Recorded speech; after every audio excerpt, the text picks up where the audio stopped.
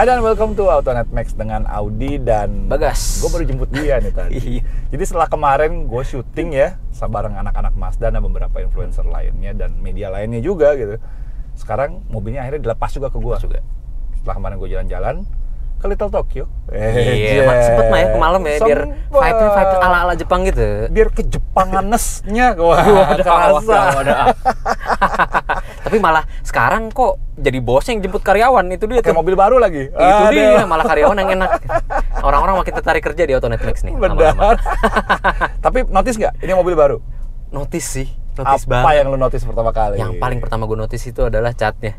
Catnya ya? Iya, zircon sand metaliknya itu loh. Ini adalah warna barunya si Mazda CX-5. Dan warna barunya ini agak unik, bener nggak sih? Iya, benar. Kalau lihat ya berbagai sisi ya, beberapa sisi dan beberapa sinar matahari sudutnya, ya, jadi warnanya tuh kayak apa ya, terang ya, metalik. Ya kan? Kadang metalik kalau ke highlight, tapi giliran udah ada maksudnya udah jadi soft light itu, udah bayang-bayang nih. Jadinya kayak apa? Bukan matte sih ya, flat ya, dia warnanya flat gitu, jadi kayak pastel gitu loh. Jadi memang bukan bunglon sih, tapi memang cat-catnya Mazda ini kayak begini. Unik. Contoh yang paling gampang, ini mirip sama karakter catnya yang polymetal grey, yang di CX-3 waktu itu debutnya ya. Iya. Yang kayak warna birunya angkatan udara. Iya. Ngeri juga kan, angkatan udara. Tapi emang betul sih. Tapi keren gitu. Keren deh. Di satu titik lu lihat, wah beda. Di satu titik lagi lu lihat, kok bisa berubah lagi gitu kan warnanya. Tiba-tiba jadi metalik, tapi giliran udah ke shade gitu cahayanya berubah. Jadi pastel. Keren tuh catnya. Itu salah satu kelebihannya. Terus yang gue notice lagi tuh Bang, adalah lampunya. Nah, lampunya sekarang udah beda banget. Biarpun siluetnya sebenarnya masih sama ya. Sipit-sipitnya, narikan garisnya sebenarnya hampir sama. Desain in motionnya masih dapat. Betul. Cuman sekarang dia lebih edgy. Lebih berkarakter, lebih kotak, ada kaku-kakunya. DRL tuh sekarang ada kotaknya tuh. Bener. Terutama di bagian belakangnya. Nah, di belakangnya juga tuh, dia desainnya lampunya tuh kayak dua desain yang berbeda, tapi disatuin. Jadinya satu tapi nyambung gitu loh. Nyambung. Kalau dulu kayak dia cuma kayak satu buletan terus nyambung gitu aja kan, gitu lancip aja. gitu kan. Sekarang agak beda. Tapi ya karakternya tetap kelihatan sebuah CX-5. Nah, ya kode in motion tuh dapat banget emang. Karena memang secara keseluruhan bodinya dia tidak banyak perubahan. Ya. Dia cuma berubah di bumper depan, bumper belakang, Dan itu karena juga perubahan sedikit klaster lampu sama grillnya beda. Oh iya, grillnya juga notice beda sih. Kalau misalkan Kodo yang dulu sebelumnya ya, Kodo 2.0 itu dia nusuk alisnya nusuk. Kodo 1.0 di bawah, Kodo 1,5 atau Kodo 3,0 tahu deh yang di atas. Banyak. Sekarang alisnya jadi di bawah tapi nggak penuh. Nggak penuh bawahnya gitu. Nah, itu yang beda banget tuh, ketahuan karena ya chrome-nya juga sih yang membuat itu kelihatan berbeda gitu. Dan chrome-nya jadi lebih apa ya, lebih tebal ya. Ya, jadi lebih tebal. Kalau dulu kayak chrome-nya kayak tipis-tipis gitu ya, halus gitu. Kalau sekarang malu-malu gitu. Betul. Kalau sekarang gue bilang malah cocok sama karakter sebuah SUV, jadi lebih bold. Jadi lebih berani, lebih tegas jadinya. Nah, tapi tidak menghilangkan sisi dinamisnya dari sebuah Kodo. Dari sebuah tarikan garisnya sebuah SUV Mazda tuh masih tetap kelihatan. Jadi istilahnya facelift-nya berasa. Betul. Tapi itu dari segi eksterior nih. Tapi ya emang ya yang namanya facelift untuk interiornya ya gue lihat masih sama aja desainnya. 11-12 ya. 11-12. Cuman paling kagak kalau menurut gue dia ada beberapa penambahan fitur ya di interiornya sendiri. Iya. Kalau kita ngomongin desain baik lagi 11-12. Terus layar juga sayang kurang gede ya. Kurang gede, padahal di luar dapat 10,25 inci. Betul. Kita masih tetap layar dapat yang 8 inci. Biarpun connectivity si head unitnya sendiri sih sudah bagus. Dia Android Auto, Apple CarPlay, wired maupun wireless dia sudah standar. Dan dia sekarang juga punya Qi wireless charging. Iya. Enak nih kan tuh, ditumpuk sampai boba aja ditumpuk nih. Betul. Jadi handphone lu yang kekinian dulu tinggal taruh doang dia langsung ngecas, bisa konekin secara wireless ke situ. Nah, ada satu sih sebenarnya perubahan yang lu nggak bakal nyangka. Apa tuh? Kursinya ya? Jadi ternyata kursinya dia di dalam struktur kursinya dia sudah pakai struktur kursi yang sama seperti Mazda 3. Oh, pantas lebih meluk ya. Iya nih dia di bagian support hipnya ini nih. Biarpun dia desainnya nggak beda jauh kan, mirip banget sama yang lama, tapi struktur kursinya tuh kayak lebih nyangga tulang belakang lo gitu loh. Iya. Jadi kayak lu dulu lebih sit in, kalau di goyang-goyangin mobilnya tuh jauh lebih apa namanya kayak ngebekep gitu. Kayak di center gravity-nya tuh lu nggak kemana-mana gitu. Itu salah satu inovasinya dia yang harusnya nggak kerasa ya. Bukan nggak kerasa, harusnya nggak kelihatan tapi kerasa. Tapi kerasa gitu, dirasain. Gitu.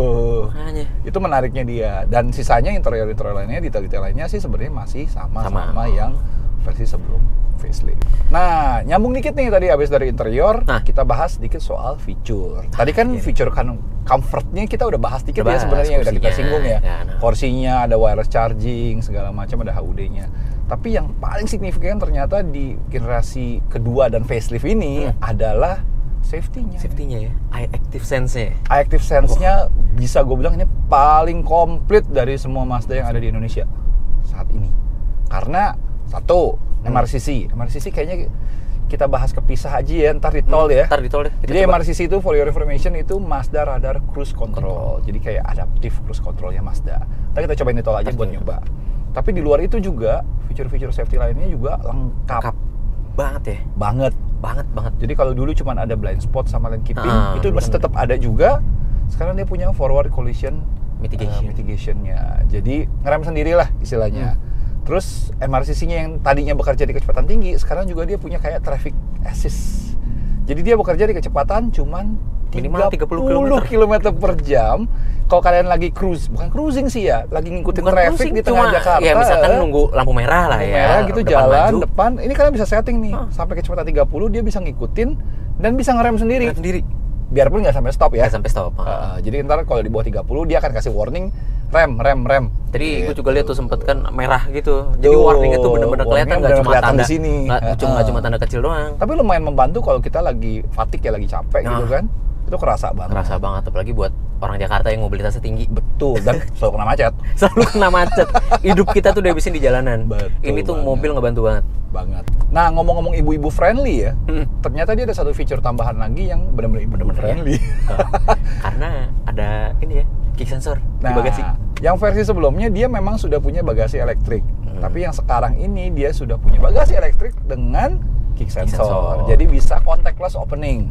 Jadi biasalah ibu-ibu kalau lagi belanja lagi bawa tentengan banyak itu, kaki tinggal disorong. Itu dia.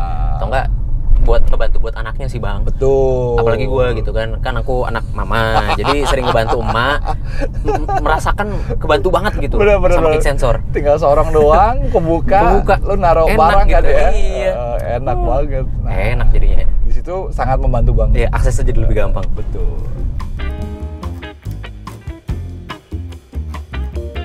Oke, nah kebetulan sekarang kita udah di tol ya Bang. Bener, dan pas banget nih. Kita mau nyobain teknologi Mazda radar cruise control ya. Betul. Jadi si CX-5 yang facelift ini sudah dilengkapi dengan MRCC atau ya Mazda radar cruise control seperti yang tadi diomongin ya. Dan teknologi ini tuh bikin apa ya namanya ya? Jadi enak petirnya. Adaptif Dan kalau cruising tuh santai jadinya ya. Santai nih. Gue tinggal ngatur kecepatan ya. Mau berapa dan distance-nya terhadap depannya mau sejauh apa. Dan dia langsung akan kontrol. Iya, ilustrasinya pun ada. Tuh, dia kan ngerem sendiri tuh. Dia ngerem nih. Dia nyocokin depan kita ada mobil nih. Dia kan ngatur jaraknya sendiri. Iya tuh. Kalau depan ada mobil. Tadi gue setting dia di 70 tuh. Tuh, dia ngerem sendiri. Iya loh, langsung ngurangin kecepatan sendiri. Ini kebayang nggak kita nyetir gitu kan ke Jawa gitu ya, ke Jawa ke tuh yang Surabaya, ke Trans Jawa gitu. Lurus aja kan. Nyalain MRCC udah tinggal santai ya. Tapi tetap konsen ya. Tetap konsen dong, tangan tetap disetir. Tangan tetap disetir, cuman maksudnya kaki bisa beristirahat dengan nyaman. Dan otomatis dengan adanya fitur ini level dia tuh langsung naik level. Premium tuh langsung berasa. Udah premium lagi. Dan langsung sama levelnya sama SUV Jepang yang buatan Cikarang. Apa tuh? Tapi ini kan CBU Jepang. Nah, cuman bedanya ini CBU Jepang. Nah, kalau kita ngomongin kontrol, nggak lengkap kalau nyobain Mazda nggak ngomongin driving. Gini, biar gampang, lu yang nyobain deh. Boleh deh. Boleh. Ntar lu yang cerita. Gue soalnya udah katam aja. Udah katam apa udah gumoh? Udah gumoh. Ya udah, ntar kita tukeran ya. Ya, kita tukeran ya sekarang ya. Tukeran.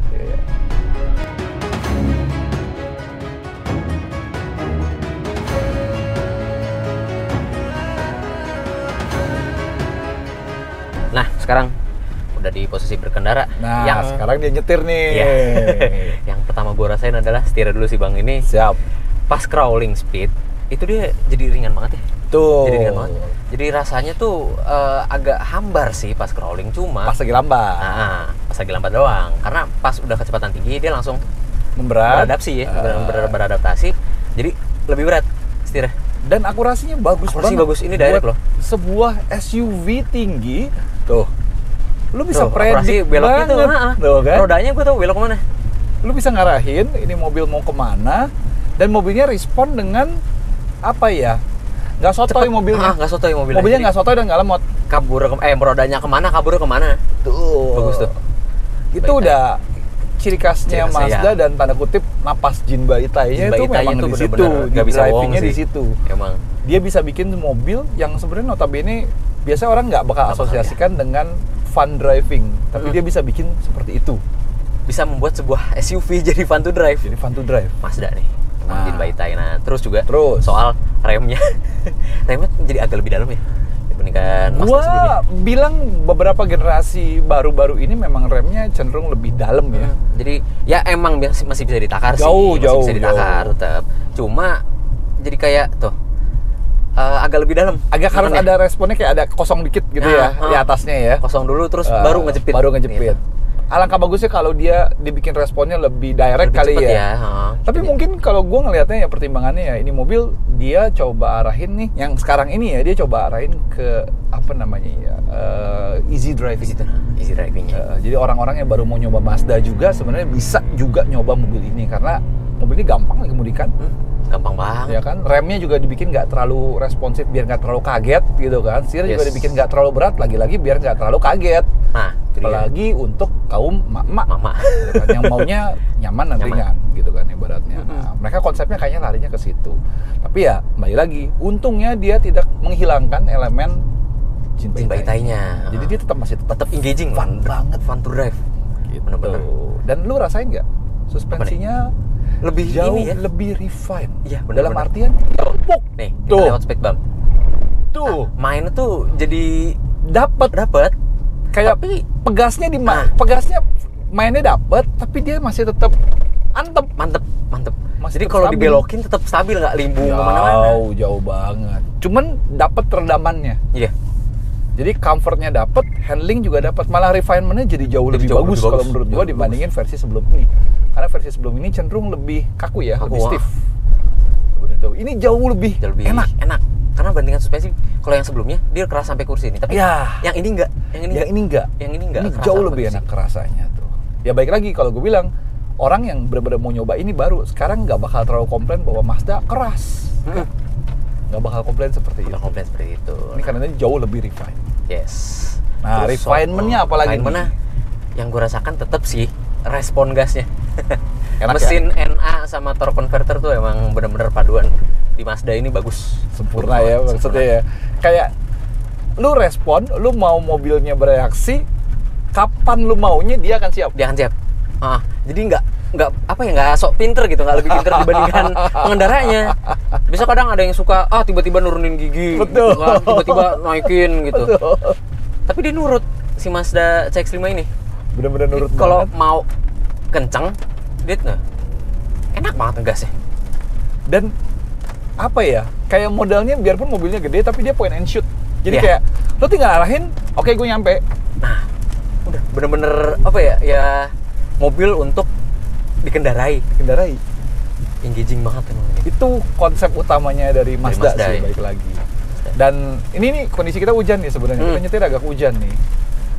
NVH-nya gimana dong? Gila lu. Itu aja udah berasa pas kita nutup pintunya nih. Bek, bunyinya tuh langsung beda banget. Beda banget. Bahkan kalau gue bilang Bang, bener-bener kayak mobil-mobil Eropa. Nah, peradabannya. Gua lumayan sering lah nyobain mobil Eropa, dan gue dulu punya mobil Eropa juga gitu kan. Bener-bener. Ini gue bilang levelnya udah bener-bener tanda kutip kayak Eropa. Karena begitu lu tutup, gila nggak kerasa apa-apa. Kemarin gue ada cerita lucu. Kemarin waktu gue syuting sama kru Mazda, gitu kan. Waktu itu kita trackin Wahyu kalau nggak salah deh, Carvaganza. Gue trackin dia di situ, nggak kedengeran loh dia ngomong apa. Padahal kaca gue udah buka gitu, jadi harus kayak ngelongok gitu dulu baru kedengeran. Saking kedapnya kayaknya suara bener-bener di muffled banget di dalam sini, jadi lu nggak bakal kedengeran apa-apa. Jadi bisa dibilang bener-bener hampir terisolasi ya. Bener. Tapi ya itu efek sampingnya jadi nyaman banget. Untuk perjalanan jauh bener-bener nggak ada distraksi sama sekali. Jadi kita bener-bener fokus ngendarain. Karena menurut gue salah satu faktor yang menentukan kenyamanan sebuah mobil tuh NVH, noise, vibration, harshness.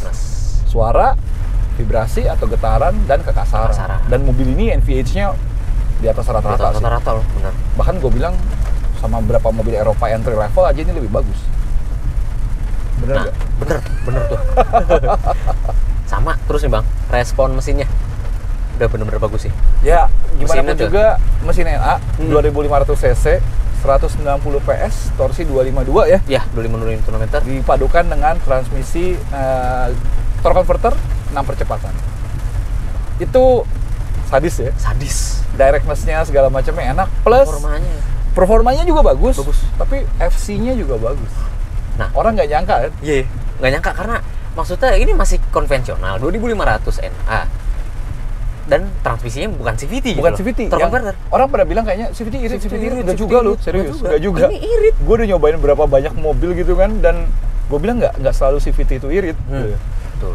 Ini juga sudah dilengkapi dengan namanya sistem di cylinder deactivation. Ya. Jadi ini kan mobil 4 silinder inline. 4 silinder ini bisa dimatikan separohnya. Jadi bisa cuma 2 silinder doang yang nyala dalam kondisi tertentu untuk menghemat bahan bakar. Dan bahkan ya Bang, pada saat rolling tadi gue lihat silindernya benar-benar mati total. Nah, ini ada menu nih di sebelah sini nih. Kita bisa lihat nih waktu di kondisi tertentu. Contoh kayak misalnya kita jalan benar-benar konstan dan halus ya. Iya. Nih, coba deh. Gas, jalan konstan dan halus. Nih, coba ya. Halus ya. Tuh. Nah, silindernya dari 4 mati 2. Itu dia. Otomatis dia nganggep, sistemnya akan menganggap kondisi jalan seperti ini, dia cuma butuh 2 aja deh buat dia rolling gitu kan. Gue matiin aja, jadinya hemat. Dan kalau lu lepas gas gitu ya. Nih, pas rolling mati. Dia mati 4-4-nya. Mesinnya mati. Nah, begitu dia ngedeteksi nih, gas lagi kayak lu butuh kayak rolling speed sedikit, dia akan nyala lagi. Tapi seamless. Lu bener-bener nggak kerasa. Udah kerasa sama sekali loh. Di kaki nggak kerasa, di badan, di setir nggak kerasa. Nggak kerasa sama sekali. Nggak kerasa itu mati apa bukan. Kalau misalkan nggak ada menunya, nggak ada indikatornya gitu ya. Nggak tahu gua. Lu nggak kapan matinya. Kapan mati, kapan nyalanya. Segitu halusnya. Sehalus itu. Oh ya, sebelum lupa ya. Iya, ada satu lagi nih. Si CX-5 yang terbaru ini dia sekarang tersedia dalam dua varian. Ya. Yang kita coba ini si Elite ya. Yang satu lagi adalah Kuro Edition. Kuro dalam bahasa Jepang artinya hitam. Black. Jadi bedanya si ini dengan versi Kuronya atau Kuro Edition yang itu cuman di cladding-claddingan yang tadinya plastiknya agak gitu kasar, ya, ABS gitu, itu jadi piano black semua. Ganteng sih. Ganteng, cuma gue mikirin perawatannya bang. Serius. Garage Queen. Tapi sayang sebuah Mazda jadi Garage Queen nggak? Mazda nggak disetir tuh. Apa artinya sebuah Mazda? Dan ada aksen merah kalau nggak salah sih. Oh iya, di grillnya ya. Grill depannya itu ada aksen merahnya. Sisanya semuanya mechanical-nya, drivetrain-nya, feature-nya semuanya sama persis dengan si Elite Edition.